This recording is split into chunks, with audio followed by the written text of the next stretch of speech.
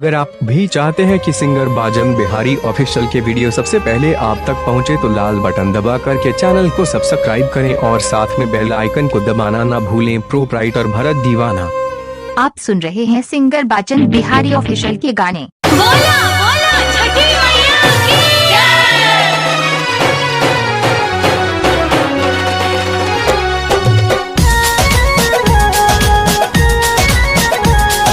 Music by Shiv Manmohan.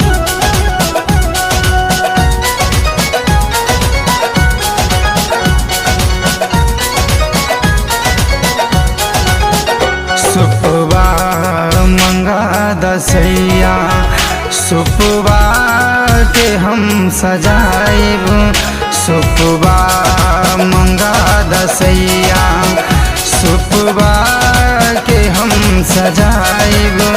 छठी माई के पर्व में हमर साथ तू निभाई। छठी माई के पर्व में हमर साथ तू निभाई।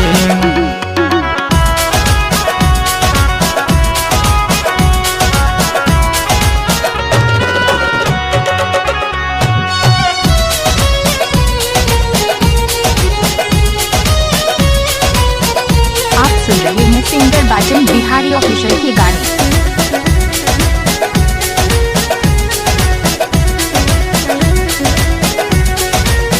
सुप आ जाई त घर में मन खुश हो जाई। सुप आ जाई त घर में मन खुश हो जाई। देखी के घर में सुपवा दुख दूर हो जाई। गोदिया सुना पड़ल बा, गोदिया भी भर गईल। गोदिया सुना पड़ल बा, गोदिया भी भर गईल। माई के हाँ शरण में सब सुख मिल गईल। माई के हाँ शरण में सब सुख मिल गईल।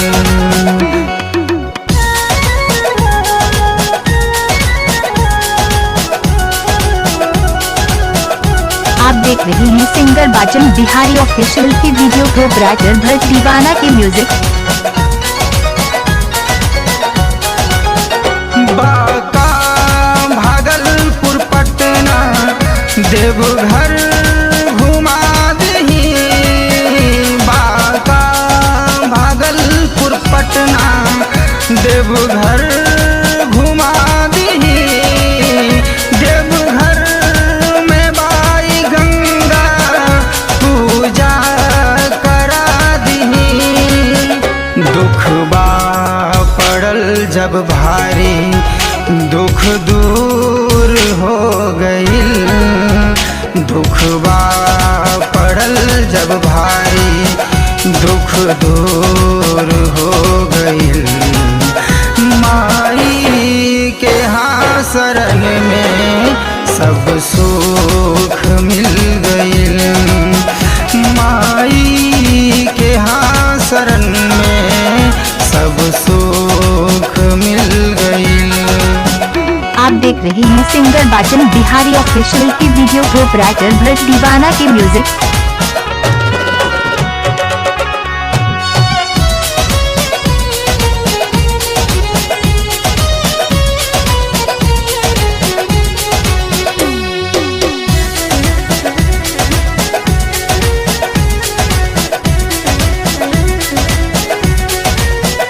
बाजन भागलपुरी बा छठी माई के पुजारी।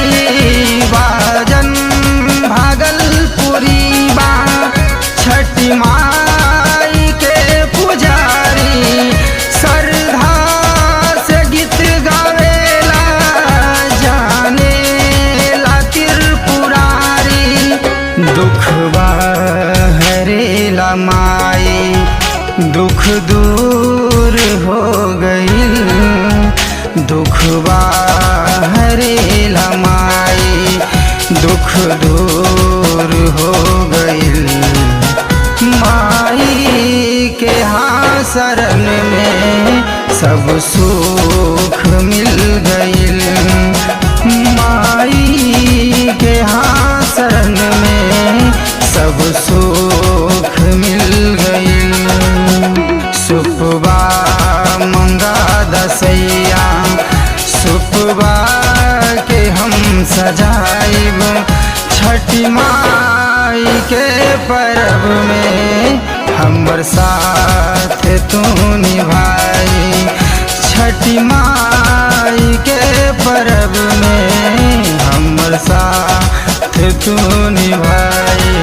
आप देख रहे हैं सिंगर बाजन बिहारी ऑफिशियल के वीडियो प्रोपराइटर भरत दीवाना के म्यूजिक। सिंगर बाजन बिहारी ऑफिशियल के वीडियो इसी तरह देखने के लिए तो हमारे चैनल को सब्सक्राइब करें, साथ में घंटी को जरूर दबाएं। प्रोपराइटर भरत दीवाना ऑफिशियल। धन्यवाद।